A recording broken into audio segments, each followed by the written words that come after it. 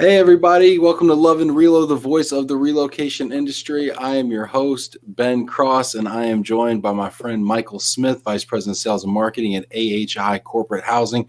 How are you doing, Michael? Great. How are you today, Ben? You know what? I'm going through it, Michael. I'll be honest with you. We're getting started about 19 minutes late here because I can't seem to get my LinkedIn thing going. I think it's just totally expunged my identity. I don't even exist right now on LinkedIn, so we're putting in a ticket. But it's kind of a bummer. And you and I were talking in the green room. You know, I was joking, we got this virtual green room going on. But I'm like bummed out. But like you made a good point. Like these aren't even problems. You know, these aren't even real problems. I mean, I'm so blessed, honestly. You ever have a situation like that happen, Michael? Oh yeah, technical glitches. Yeah, sure. And it is one of those things that it's not what you do. You know, all the sayings are true. It's not what you do when you fall down. It's what you do when you get up. And you do an incredible job. You have a technical glitch. So what? You record it, you post it, people view it or they don't. Do you have a memory of a technical glitch you had or a funny story like that once? Because you do some of the same type of stuff that I do. You know, you put yourself out there in a pretty big way, and we'll talk more about that. But have you ever had a moment like that where you're just like, oh, goodness? My best story is when I came out of college, I was hired by a 3M dealer to go sell copy machines up and down the street. I'm old. These were the days we were replacing carbon paper, right? So you're going into somebody's office explaining to them why they should spend thousands on a copier when they were spending pennies on carbon paper. Yep. So I pull up in front of this fire district office, and this is down in Pensacola, Florida. The thunderstorm rolls in off the Gulf. I've got 2 minutes to get inside with this little ambulance cart thing we carried the copiers on. As I pull the ambulance cart out of the back of the van, the thunderstorm hits. You're in, you ever been in that parking lot where it's those oyster shell parking lot? Yeah. The wheels lock, the copier drops to the ground. Okay, so it's sitting there getting rained on. These firemen are standing there in the station looking at me, with pity on their faces. They weren't laughing too much. We drag it inside. I'll never forget, the fire captain looks at me and says, and I'm a kid, right? Son, if you can get one copy out of that machine, I'll buy it. So I plug it in, quickly, right? Jump back. We lay a piece of paper on the top. We hit the go button. One piece of paper came out, big smart, smoke, it's dead. He starts laughing and says, okay, I'll take one. Not that one. Not that one. Not that one, but I'll take one. And I've always remembered that if you don't learn to laugh and just keep moving on, right? And these guys were great. I'll never forget. I'll take one, just not that one. I'll take one, just not that one. It may be a different delivery guy. There may be a different delivery, So, I brought him one that hadn't been through the thunderstorm. Oh my gosh, that's great. We got folks coming in here on Facebook. I appreciate all of you who found me on Facebook since our LinkedIn is having an issue right now. So got about a dozen people watching us on Facebook right now. If you're watching us right now, go ahead and hit that like button. Please check into the comments. A bunch of folks are checking in right now. Let's see who we got here. Looks like there we got Pierre from Geneva, Switzerland. Hey Pierre, how are you? It's good to see you, Pierre. Pierre's been checking in pretty frequently. Love that. Hey Jamie, there you go. Hey Jamie, you let Pierre beat you to the punch, man. I'm disappointed, Jamie. I've been in Michael Cheers from sunny Mississippi. Jamie always got the weather. Jamie, that's great. Love you, man.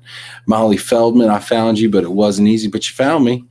It wasn't easy being found. I'll tell you that.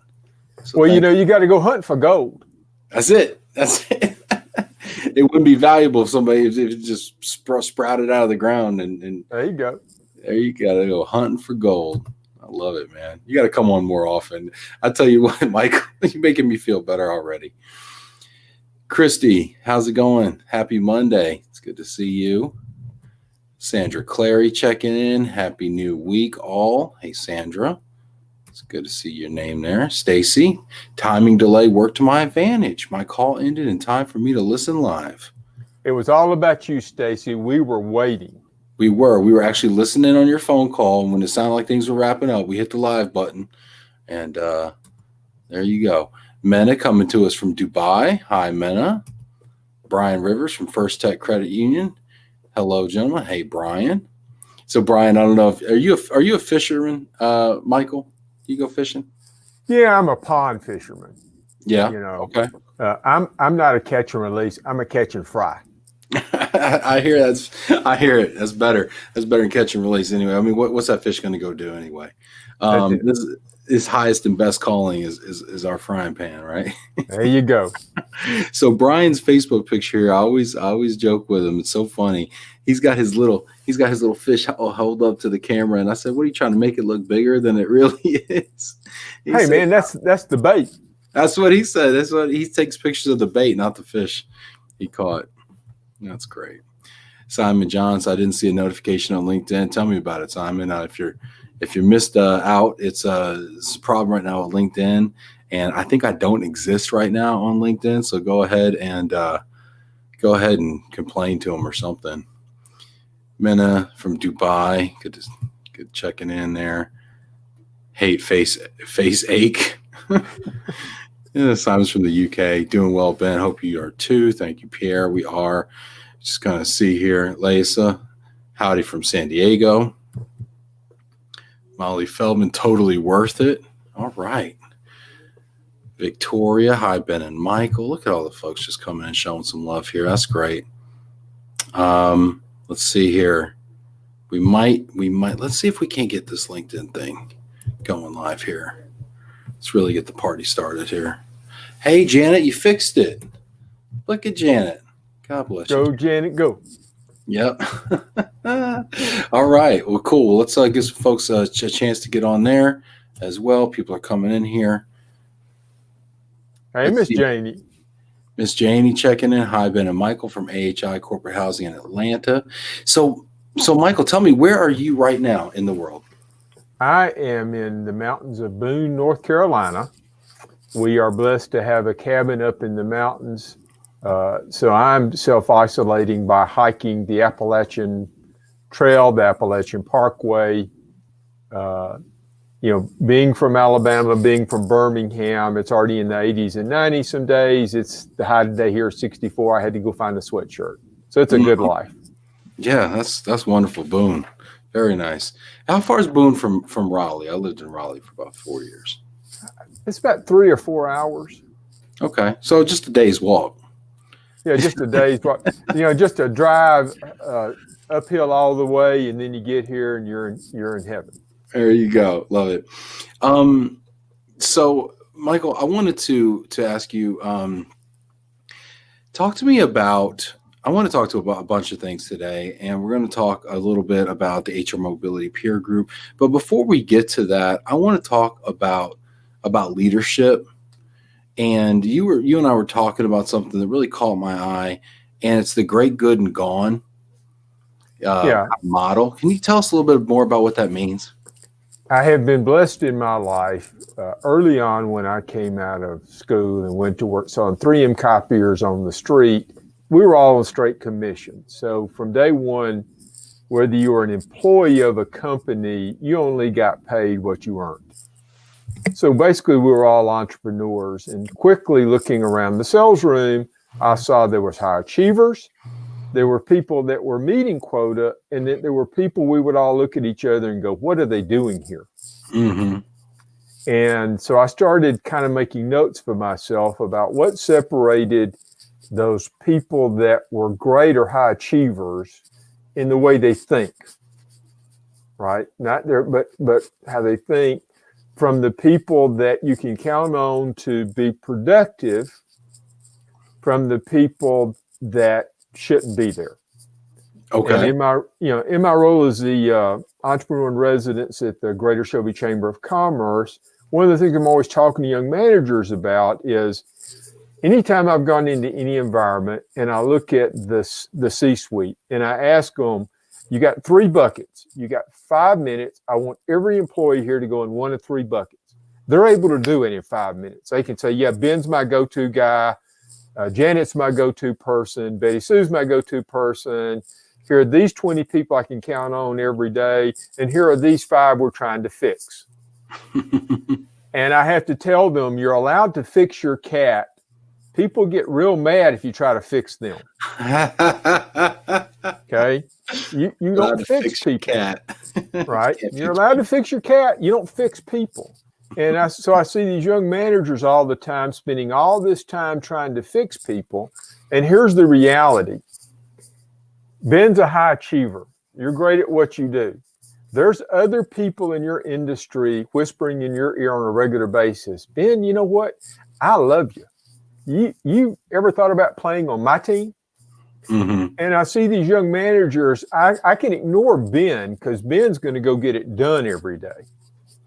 I'm going to spend some time with my goods because they do need coaching, but I'm going to really focus on fixing my gons. Mm-hmm.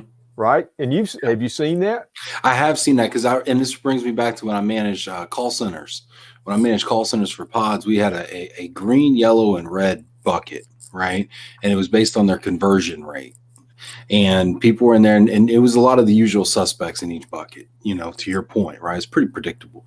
And we actually had a consultant come in and ask us this very question, where do you spend your time, the green, the yellow, or the red? And I thought red. That's what I thought. Well, let's see if we can get the red up to the yellow and get the yellow up to the green. And they kind of told me what you were talking about. It's like the red is red because that's just kind of who they are. And I personally, I feel like this applies to life as well. There's people in your life that are, and you could use the great, good, and gone. You can use the green, yellow, and red. You can use high, overachiever, underachiever. But I find myself oftentimes trying to fix people in my personal life, Michael, where because I care about people and I see potential in them, or I see opportunity in them, but they don't necessarily even see it in themselves. And I get exasperated because I want to help them. Well, one of the lessons I try to teach managers is if I start caring about your success more than you care, that model never works, right? And that's one of those coaching tips I always give people is, so the kind of the summary of the thing is once I figured that out, I started going to, because I was involved in a peer group of successful entrepreneurs that I led. I led the Panasonic copier managers table, and we would meet with worldwide. So I've been blessed in my life to be around a lot of high achievers, both in the sales standpoint, managers, entrepreneurs, C-suite. Now, what's kind of funny is one of the 3 things we always talked about was always simple conversations. How you find and keep great people and get them where you need them when you need them. How you cut costs and improve revenue, right? And how do you get and keep great clients?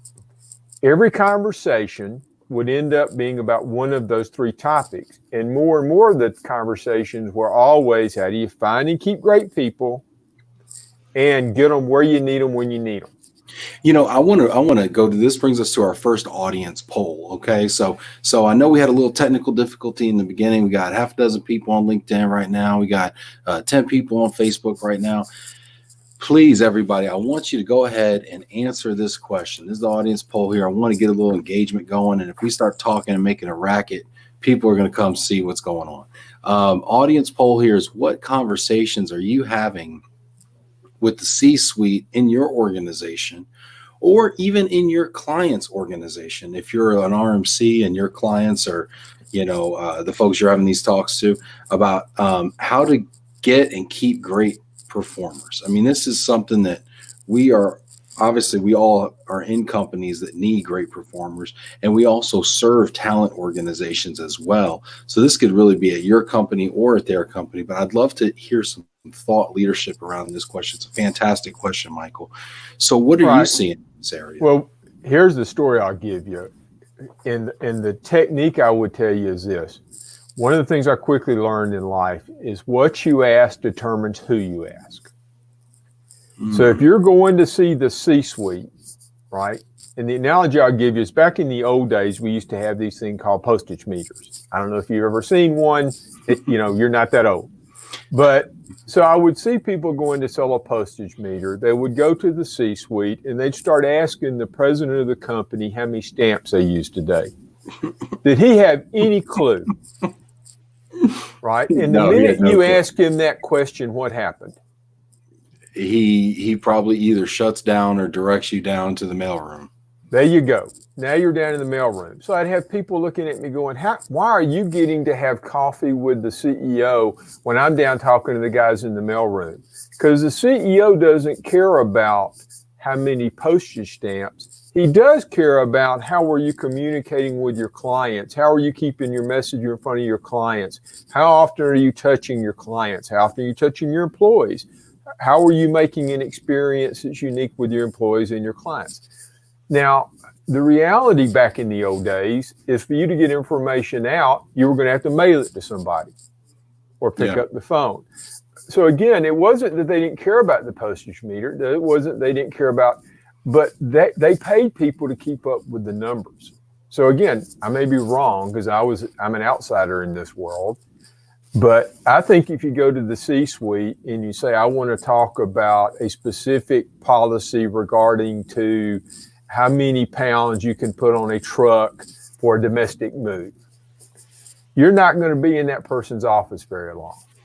Right. If you go in and ask a question, again, what you ask determines who you ask. You go in and ask that person the question of, if somebody is picking up all your worldly belongings and they're taking them to a city you have never lived in or been to before, and something goes wrong, how much productive time are you going to lose from that employee? And we all know initial impressions and getting, have you been that person a company moved in? Yes, I was moved from North Carolina to Michigan. I was moved from Texas to Florida. So at least twice that I can recall. All right. Yeah. So I've done the same thing. Were you moving up? Yes. In both instances, yes. All right. So you walked into a room full of strangers who you are now their boss. Who do you think was judging who the harshest? You judging them or them judging you? I think they were judging me. Amen, brother. At the water cooler, they spend a lot more time talking about you than you spend talking about or thinking about them. So if something goes wrong in that move, and I've spent all this time and I've invested in one of my greats to get Ben to that city, to get Ben to that workplace, and Ben shows up and he's distracted because something's gone wrong in the move, and this is his first impression with his team as he keeps going to answer his cell phone. He's got to go deal with stuff. And they're already looking at him going, well, okay, now we've set the standard, right? And the standard is all this other stuff is more important than getting the work done. And I think this is a problem, and I'd love to hear how you address it, because I know that you do a really nice job of going into organizations, and you're a connector, and you connect different parts of organizations within HR and things. And I feel like we often are talking to the wrong people in organizations. We as service providers, as relocation professionals, I think a lot of times we enter organizations through people that have titles like relocation manager or mobility manager. But a lot of times, and they'll tell you, they are not necessarily at a strategic level in their organization. And so when we ask them to make strategic level decisions, they are not necessarily empowered and given the tools within their organization to do that.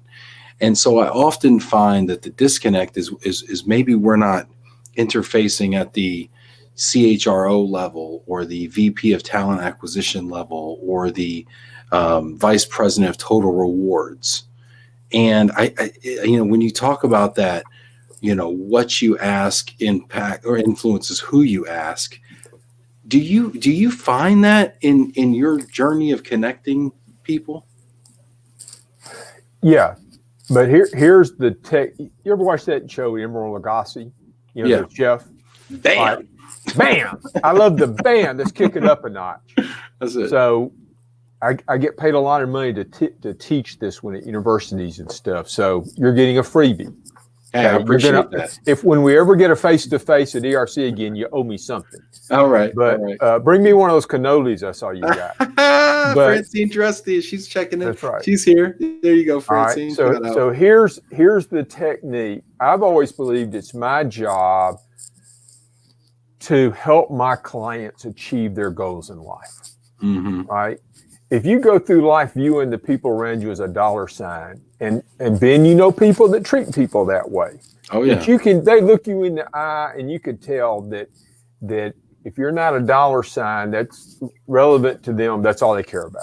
Right? Yeah, or they're just looking at what you can do for them, or what you can. That's right. What can you do for me, or what? So the technique I learned years ago is, you and I are blessed in that we're not caught up in their company culture. Mm. So I thought about the Legacy's Kick It Up a Notch, and I realized by accident, remember the great good and gone, I realized that I actually could do something for clients that nobody else was doing. Now, one of the I'm going to tell you one of the things I learned in life. I call them the great lies. Here's one of the great lies. See if you've heard this and if you agree with it. Knowledge is power. I've heard that. Do you agree with it or not? No. I think it's knowledge is powerful, but I don't think it equates one for one. I think there's other things that are more powerful. So I'm going to say no. I'll say no. All right. You made the right choice. Bing, we have a winner. Knowledge isn't power. Applied knowledge is power. It's not what you know in life that matters. It's what you do with what you know. That's right. So I realized that, okay, if I'm talking to the mobility manager who's doing an incredible job, one of the things that I try to do is I try to go to their C-suite and I send Ben a sincere note that says, Ben, I just want to tell you, Fred is an amazing person, doing an incredible job for you, and I just wanted you to know. Mm-hmm. You would be amazed. And again, don't do it. It's got to be sincere. Don't do it if your goal in life is to somehow cash in on that. If you try to monitor, I see people, it's like the HR mobility peer group. One of the things that I'm always questioning myself on is it was designed when I built it and started it to have no monetization to it. We'll never have monetization to it. I try to hold myself accountable to that. I built an accountability team that I keep looking at going, okay, if I ever break my own rule, and it's tempting, but if I ever break my own rule, somebody needs to hold me accountable. Mm-hmm. So again, it needs to be sincere, but I think one of the things people like you and I and executives can do is we can help go to the C-suite and message to them what incredible people they have and what those people are doing. And again, use that verbiage of, I see why you're able to recruit great people. I see why you're able to keep great people. I see why you're able to get those great people where you need them when you need them. Are you you're a sports fan, right? Yes, sir. All right. Do you have a college football team? No, I don't have a favorite college football team. No. All right, you're not allowed in the state of Alabama. I just want to go ahead and put that out there at this point. Hey, my buddy Ryan, who's a fan of the show and has appeared, is a big Crimson Tide fan. So all right, I'm sorry, Ryan. I'm War Eagle. I got to get my War Eagle. Ah, you're an Auburn guy. Well, I got War Eagle on that side as well. But I'm going to tell you, I admire the heck out of Nick Saban, because what I've seen Saban do is he has a locker room of fives. So if you're not, one of the things I have learned is who do great people hang out with? Who do high performers hang out with? When you go to meetings, who do you go hang out with? Well, I typically hang out with high performers, but I'm also a little weird too. I hang out. No, I'm not saying I don't enjoy. Again, but again. Yeah. One of the things I noticed very quickly is I'd go to a chamber meeting. See if you've ever had this experience. I'd go to a chamber meeting. Okay. We'd have a networking event. There would be 10 business owners there. There would be 80 to 90 salespeople there. And there would be 10 other, city mayors, that sort of thing. Who did the 10 business owners end up hanging out with? Probably either the business owners or the mayors. Right. It was always funny to me. I'd look at my sales guys and I'd go, okay, you're here to meet those 10 people. Why are y'all all standing around talking to each other? Why aren't you over there engaged with them? That's because they didn't know how to talk to them. They didn't know how to talk about, getting people, keeping people, making money, cutting costs. That wasn't their conversation, right? So going back here to this theme and taking this theme about, getting people, keeping people, and how you've applied that and how you've made it your philosophy and your strategy, if you will, to try to impart that on organizations and on others. How did this? I want to go back to the Global Mobility HR Peer Group. Did I get that right? The HR Mobility. Yeah, HR. All right. So the HR Mobility Peer Group. So tell me how that started. Give me like a genesis and let people know what it is, because a lot of people may not have actually heard of it. And this is, to me, I thought I was pretty much in the know, and I didn't know about it because it's not for me. But tell people what it is, because I think it's really cool. Well, the 30-second story, it's going to be a 3-minute, not a 30-second story. But the story was, again, I was blessed in my life to have been around tables with peers, whether it was other business owners, CSuites, other people. So when I got involved with AHI 3 years ago, I'm really blessed because AHI focuses on clients, creating customers' experience. They put people first. And so I would go to the regional ERC meetings, and I'd go to SHRM state conferences. I would notice at the regional ERC meetings, and again, this isn't criticism of anybody, but there would be 10 HR people and 90 salespeople or vendors. Yeah, that kind of been your experience? We've all been in that room. Yeah, we've all been in that room. Or there's like five HR people. Right. Yeah. So I would, being the outsider, so to speak, because I was new to the industry, I'd go up and say hi because I have been involved in HR and I've had HR people work for me. And so I'd start asking them, because again, going to different regional meetings, I assumed they all knew each other and talked to each other and were engaged. I found out they weren't. Mm-hmm. And I went, huh. And then I would go to the Alabama, Georgia, Tennessee, Kentucky SHRM conferences. And I know you and I talked about it, and you've been at those too. And I'd be in the booth, and I'd have the HR person come walking up, and they have 100, 300, 500 employees. Well, do you ever move people? Do you ever need corporate apartments while you're relocating somebody? Oh, we only move 5 or 10 people a year, and we're bringing them here to corporate. Okay, so what is your policies around that? Oh, we really don't have any. It's only 5 or 10 people a year. Right. So I would look at them again. I know I look at the world weird. I'd go, I bet if it's only 5 to 10, it's not interns and co-ops. It's executive managers and C-suiters. Well, yeah, right. That's right. I've never found it to be a great career move. If I'm going to take any chances of messing up anything, it's with the C-suite or my bosses. I mean, isn't that funny just for a moment? Like that, like we don't do anything with CEOs ad hoc except relocate them. We're going to give you some presentation, a boardroom having nothing written down. Right. It was funny. I'd look at them and go, okay, so here's this person that you're paying $300,000 to $500,000 a year. You have gone and recruited them away from another high-powered company. You're going to move them and their children and their dog, everybody's traveling with pets today, to this new town. And the goal of all of this is they show up day one and they're going to walk in front of that room where they're going to be judged more than they judge. Mm-hmm. And guess who one of the people they are going to judge is whoever is involved in getting them there. That HR contact. Yep. That HR, whoever's in that talent acquisition, rewards, benefit. And most of those HR people are what I call slashers, right? Mm-hmm. That it's HR / talent acquisition / benefit / reward / diversity / recruiting. They got 15 slashes at the back end of their name. Yep. And so it's I'm going, okay, who are you engaged with from your world that does 300 of these a year that you could pick up the phone or drop an email to and go, okay, I understand there's been all these changes in the tax laws. HIP, right? That's a good old Alabama word, HIP. And they look at me and I'm going, because I look at the agenda, and again, I love ERC, I love SHRM. We go to all of them.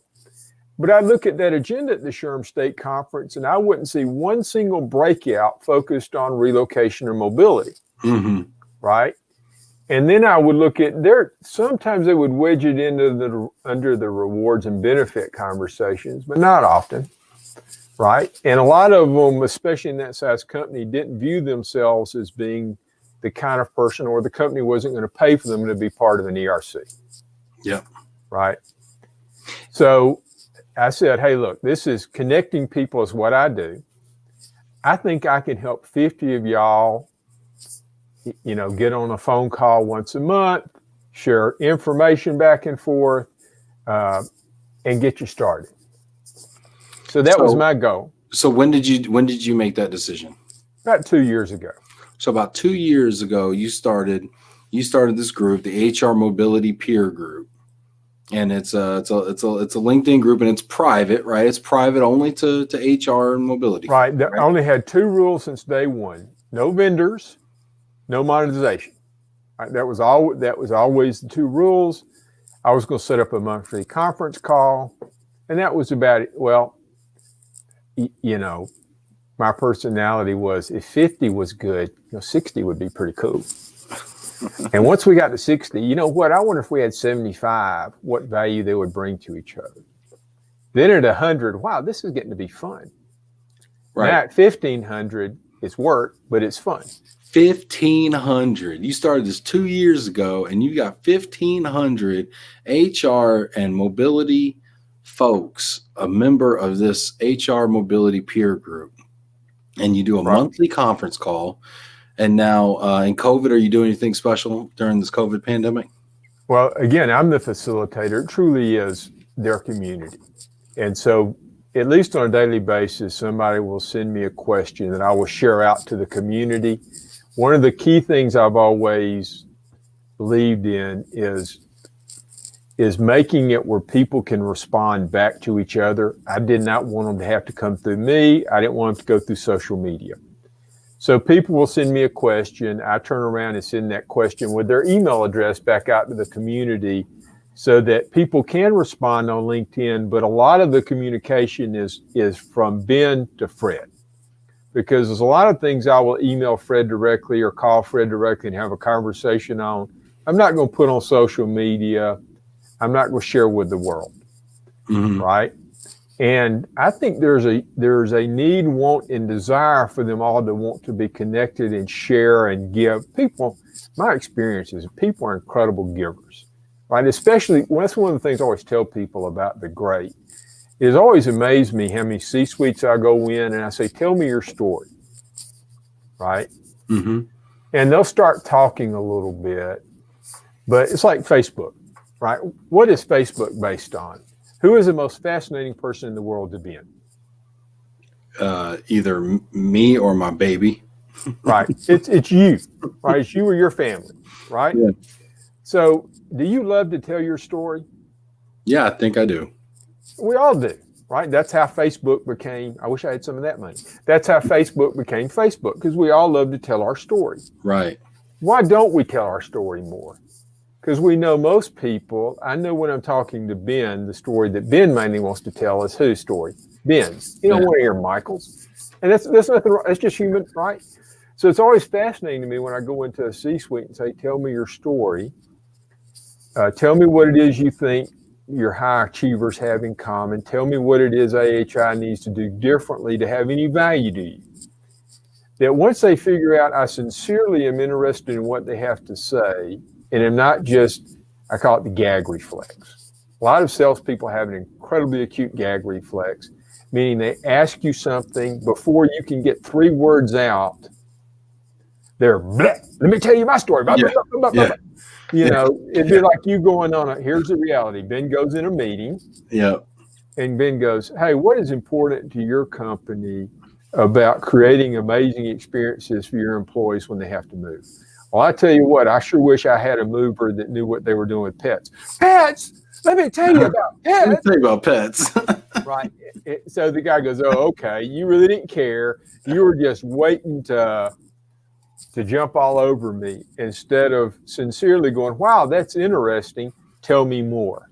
Mm-hmm. And what's fascinating is I found once people figure out you actually care about what they have to say, they'll tell you. Yeah. Right? And then they start caring about what you have to say as well. We got some great comments coming in here. I want to go ahead and honor some of these folks that are checking in. Francine Dresty knows me well. Yeah, she said Ben is a Cowboy fan. I'm a Dallas Cowboys fan. You would be correct, Francine. That is great. Little piece of love and Relo trivia there. Lynn Greenberg, hi guys, listening in from New York. Hey, Lynn. Lena Rekdal, hi from Nimmersion in Sweden. Great to see you, Ben. Great to see your little tiny face as well, Lena. Francine also says, I'm sure this is actually for you here, Michael. She says, I'm sure that these HR mobility professionals appreciate the safe community that you have created for them, Michael.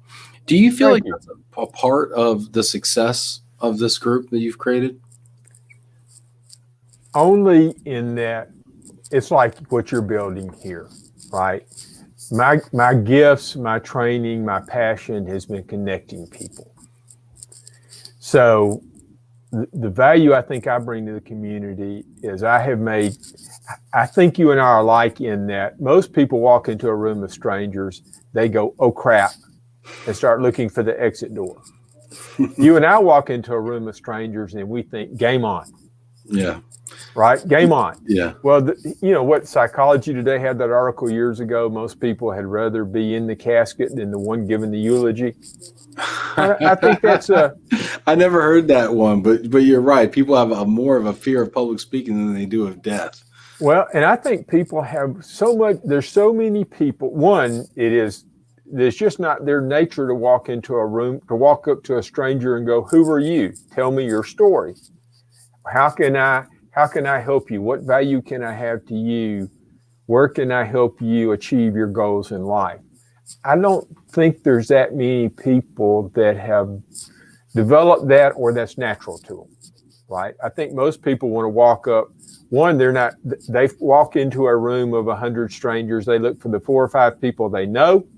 They head to them and then they huddle up. It's always fascinating to me. If you could take a picture from the roof, you'd see all these circles of people right, with their backs to each other, where we're all standing around talking to the people we know. And it's almost like when you walk up to them, you got to take your elbow and kind of wedge your way in. You ever been there?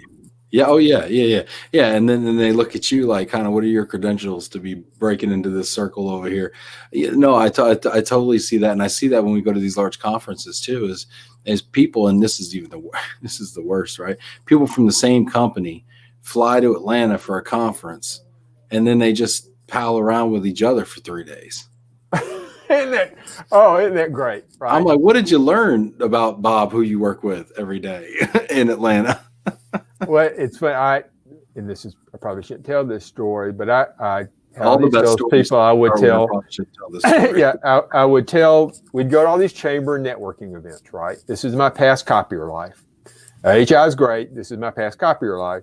So I had these 10 copier guys, and they'd want to go to these events, and we'd go. And I'd see them all standing around talking to each other. I finally got so mad at one of the sales meetings. I said, okay, next time I walk into a room and the person you're talking to is is one of us, I hope y'all will enjoy your next career. I don't mind you talking to each other, but why am I paying buying $100 ticket for you to walk into a room and talk to people you see every day? And that's when I figured out, hey, wait a minute, that really isn't fair to them, because that isn't who they are. Right? That isn't who they are, walking up to strangers and saying, hey, I'm Ben. Who are you? What do you do? Tell me your story. Right. And I want to talk more about talking to strangers here in a minute. Let's go ahead and see what some of these comments are. Amy Masser, good Wi-Fi for up in the sticks. That's right. That's great. Mena says, how are you approaching your clients on the money subject? Are there any tips that you can share with us? Yeah. Here's the reality I have found when you start talking money. It's fascinating when you start asking people about what they're spending. Remember, you look at there's always somebody trying to steal your grades. So the first thing I always want to establish with anybody is who are the people you're moving, relocating, whether they're a new hire executive or somebody in the company. These are the people you've already categorized in your top 10. These are the people we want to keep, we need, we want, right? I'm paying these people six-figure incomes. I'm paying these people, in many cases, high six-figure incomes, right? They're also the kind of people that guys like me were always out trying to steal. Because I don't want to hire your gons. I want to go to a Ben and go, Ben, I can't pay out my nose. You're 120% of quota. You've done all these incredible things. You know what? I'm the one that loves you. Right? Sure. And so that conversation becomes, okay, you're investing a ton in these people. If $1,000 one way or the other is going to impact their experience, so they stay so that they're able to get to that office. Day one, when they walk in, they're able to focus on work with passion, right? One of the 10 things I have found, I kind of made up a list of my 10 traits that I see consistently in the great. And one of them was they're emotionally invested. That's right. I've never known anybody as a high achiever that they're passionate about what they do. So all of a sudden I start screwing around with your passion, meaning you're passionate about getting in there and making something happen. And you can't do that because we made some decisions at the end of the day. I'm not saying money doesn't matter. Well, here's the analogy I always give people, right? When I'm telling these stories to people. You ever been in a thrift store? Yes. Okay. Do they sell white men's dress shirts in a thrift store? I suppose. They do, for $1. If you go to Walmart, you're going to find a little section of Walmart that has white men's button-down dress shirts. You're going to have to look for it because Walmart only allocates space based on how many things they sell. You're going to find some $10 shirts. You're then going to go to Macy's. You're then going to go somewhere else and you're going to see a white men's button-down dress shirt for $30 with a huge floor space allocated to it. Yeah. Now, if money was truly the deciding factor about most things we buy in life, wouldn't there be a line out the door of the thrift store or a line out the door at Walmart to buy those white? And wouldn't there be a huge section? I always have people say that. The other thing I found is pulling any Walmart's parking lot, a lot of times sitting off to the side, you're going to see a little Dollar Tree store. Can you buy a broom at the Dollar Tree? Yes. Can you buy a broom at Walmart? Yes. Is the one at Walmart significantly more than the one at the Dollar Tree? That I don't know. Most of the time it's going to be, right? It's not $1, it's going to be 3 or 4. And I see a lot more brooms walking out of Walmart than I'd see the Dollar Tree. So that's true. apparently, most of us do apply that return on investment, right? Yeah. Dollar stores would be more popular if it was all about the money. They put Walmart out. Yeah. Right? How come the Dollar Tree is 1/10 the size of the Walmart, right? The other story I'll tell you, because here's the number one thing I think people forget. I'm going to ask you a question, put you on the spot. What gives anything value, Ben?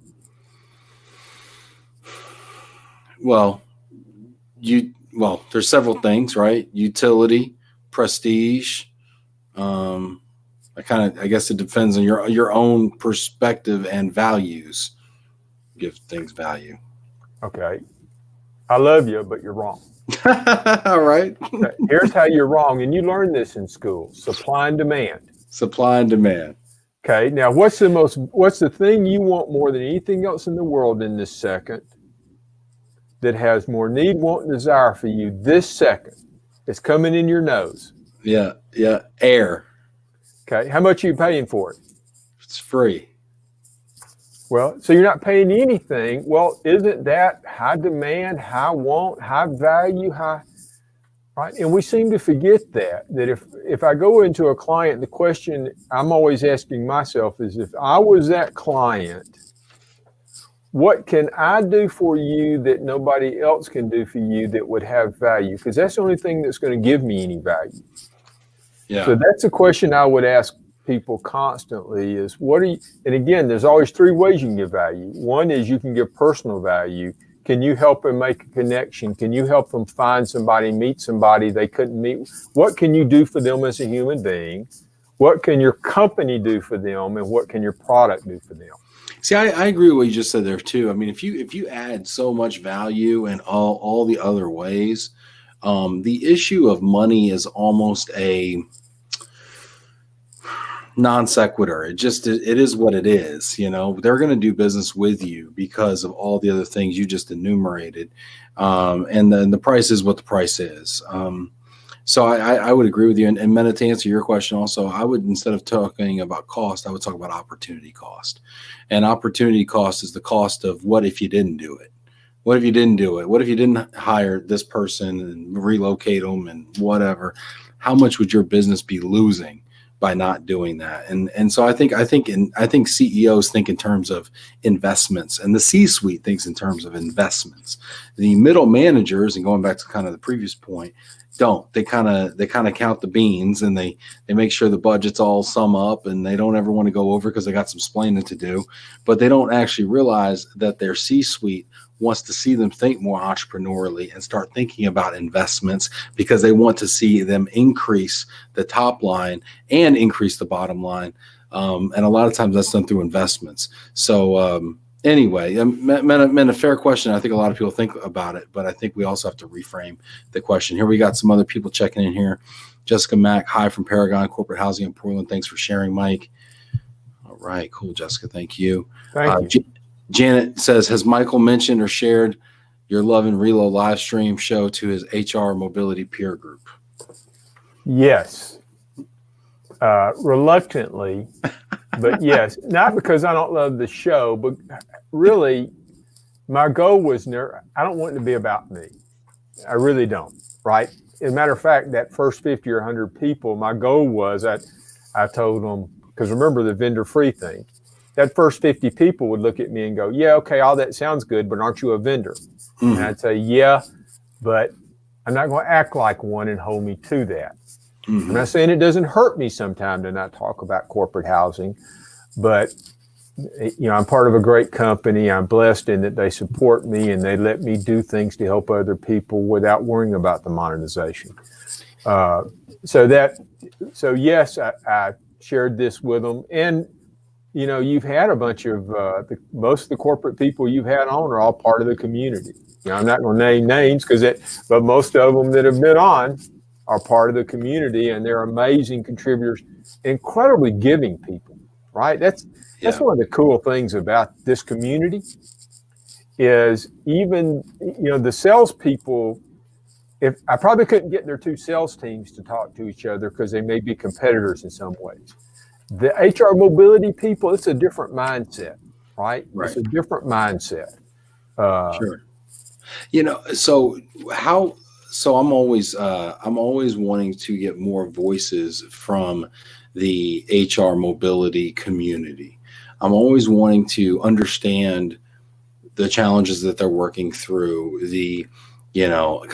Julie Coleman from Shell came on and she was talking about, what do you do when a pandemic strikes? You got people all over the world, and you got to get them back home, or do they stay in place, or do they end up in an airport in the Netherlands and just chilling for a week? I mean, it's so interesting and fascinating. There's so many little rabbit holes like that you can go down. Very interested in having more global mobility people on who are actually practitioners within organizations, within corporations. How do I attract those folks to come on and share their story? Good question. Again, remember, it's not, it's what you ask determines who you ask. And so, you got to think about that would be my main point is, and a lot of the things, the reality is there's a lot of things that they can't talk about with you because we are talking about corporate policies that are not meant to be shared with the world. Right? Mm-hmm. So that it is a unique challenge you're facing in that they can talk to you in general terms, but most of the time I find they're highly restricted about what they can talk about outside of their world with their peers to the world, because it's not everybody's got their policies or privacy. Their policies are private. Yeah. That's going to be hard to do, quite frankly. It's a yeah, you bring up a great point. And what's funny is corporate mobility people, they'll message me or something. They'll say, you really need to have more, HR mobility people on. And I'm like, sweet. Would Thursday or Friday work best for you? And they're like, oh, no, not me. Oh, do you know somebody that might be good? Oh, I can't give you any names. Okay, well, thank you so much for the for the information. Well, it is because, the other thing, look, you and I have been there, right? For the same reason, I have been both the salesman in the room and I have been the prospect in the room. Right. When somebody steps out there, then they don't want everybody in the world pinging them, trying to sell them something. Mm-hmm. Right.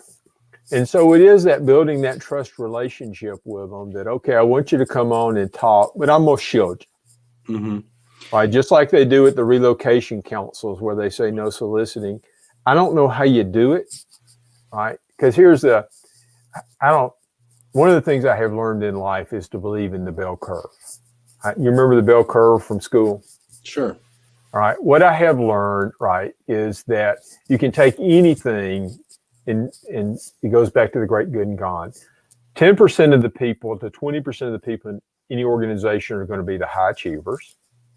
You're going to have your middle 60 to 80, and then you're going to have your 10% gone, or your 10% that don't play by the rules. I call the two ends a lunatic fringe, right?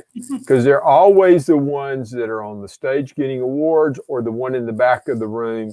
You ever been in a meeting and say, we're here today to talk about how we can grow this next year and what changes we need to make?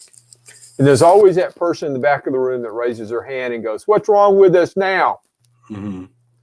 Did you say there was anything wrong with them now? No, what you said is how can we improve? Right. Sure. Right?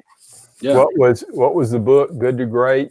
The enemy of great is good. There's always, so you always have that so that's what you got to work real hard on is how can I build an environment where they could come on and share, in my opinion, that they could come on and share and know that Ben's going to shield them from this turning into having 100 people contact them trying to sell them something.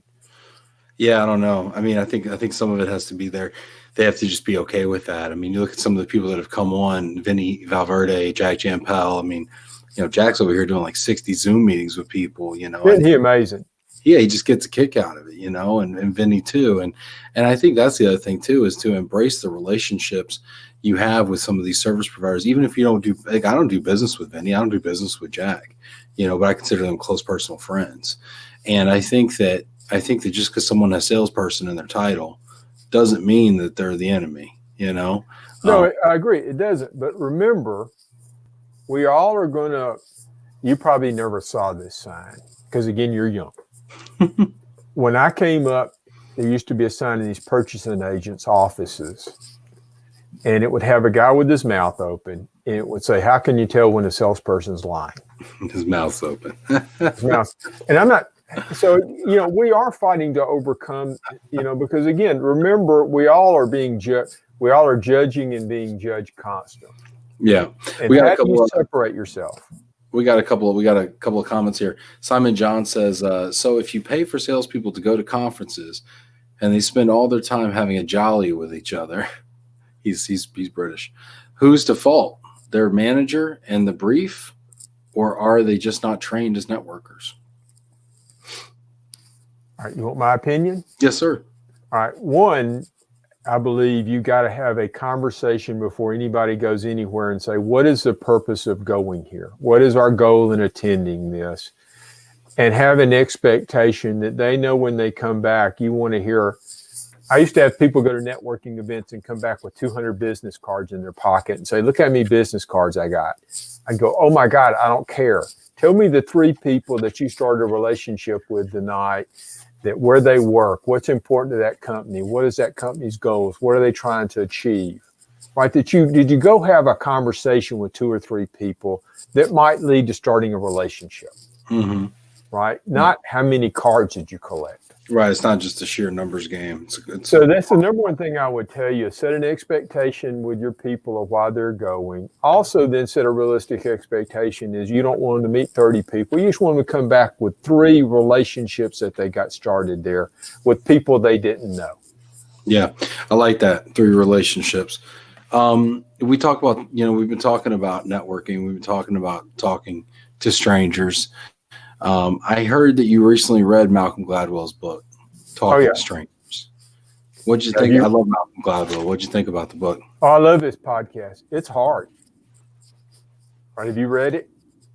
Talking to Strangers? Yeah. Yeah, well, actually, I listened to the audio book, actually. Yeah, I'm a huge fan of audiobooks. Yeah. It was because it made me go back because one of that opening themes, as you know, is how bad a judge of character we are. That's right. Right? That even the people that have been trained to recognize character, even the people that have been trained, all these classes, all that training, the CIA, all these other people that were trained to recognize spies and lies, right? And so after reading it, I realized, okay, I'm going to default to truth.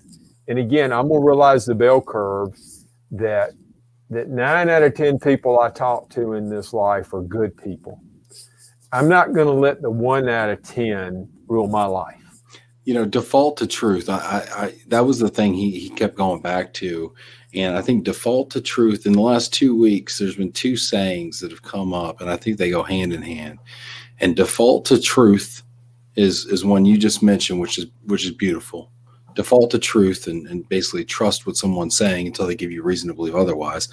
And the other was last week, Julie Kratz, the author of Lead Like an Ally, said, assume positive intent. And I think they are two.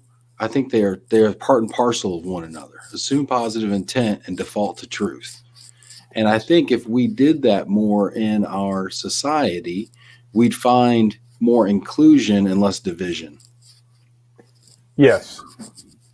I think if you go into most situations, assuming the person you're talking, understand they have their own motivations, understanding they have their own goals.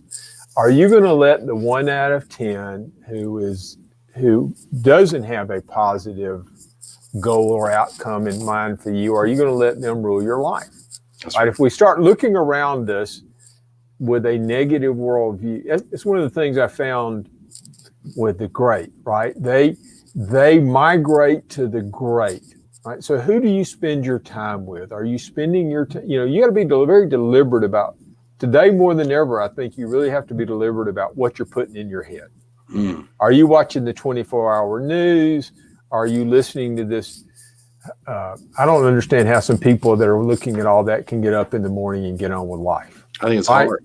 I think we saw that at the beginning of COVID, right? We saw that at the beginning of COVID, where people just lacked motivation. They were just chronically depressed.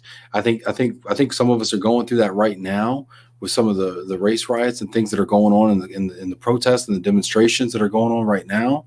Where it's difficult, and we're seeing some of the injustice in the world. And frankly, some of the best thing I can do is not watch the news, because you're right. All that's real, and that's a real experience for them. And I honored that experience. And I understand that I don't have to, it's one of the things I teach people. I think one of the mistakes we make is we think people want to be agreed with. I don't have to agree with you. You want to be understood. What is your teenager? Now, how old is your child? You just got a baby. 2 and 5. 2 and 5. All right. But you've been a teenager or been around a teenager. I was the worst teenager. Right. And so what do teenagers scream at their parents all the time? You don't understand me. Yeah. Right. Yeah. What does the 7 Habits of Highly Effective People talk about? Understanding. Mm-hmm. Right. I don't have to agree with you to understand you. Or at least seek to understand. Or right? That's right. That's a great way of putting it. Seek to understand. So I think so many of the times in our world today, people think, well, if I don't agree with what you're saying or doing, I'm going to shut off and I'm not even going to seek to understand where you're coming from. Right. Because every time I've stepped back and tried to understand them, again, I don't have to agree. Now, it's like we all been teenagers. We've all had teenagers. You could look at that teenager and say, no, I do understand. That's why I want you home at midnight, because I know what's going to happen after midnight. So, but again, it is that seeking to understand that I think, and hearing each other, that I think a lot of times is missing today. Yeah, love it. Victoria. Hey, Victoria. I hope you're doing good. Relocation is a small community. It's always nice to run into them via different avenues. Everyone is always willing to help each other. Very true. Lovely thought, and very true, Victoria. I look forward to partnering with Victoria on a project coming up, and we don't know exactly what it is, but we're gonna put something interesting together. Michael, this has been a wonderful talk. I really appreciate your stories and your analogies and your perspective. Is there anything that you'd like to leave our viewers with today? Yeah, be deliberate, right? Be deliberate in your actions and your thoughts and everything you do. Look around the world, find those people that are achieving what you want to achieve, engage in a conversation with them and really listen. And then be real deliberate about what they're trying to tell you. Take notes, think, start building your own model of great, good, and gone, right?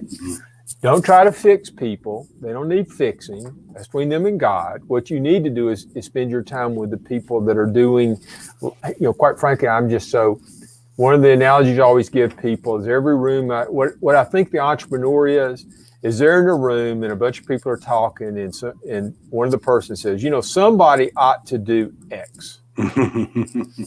Well, I think you've always got three choices. You can be somebody, nobody, or anybody. and the Bens of the world are those people that go, wait a minute, I'm somebody. Mm-hmm. I can go do this. I can go create a platform. I have the courage and the will and the ability to be somebody and do something for others.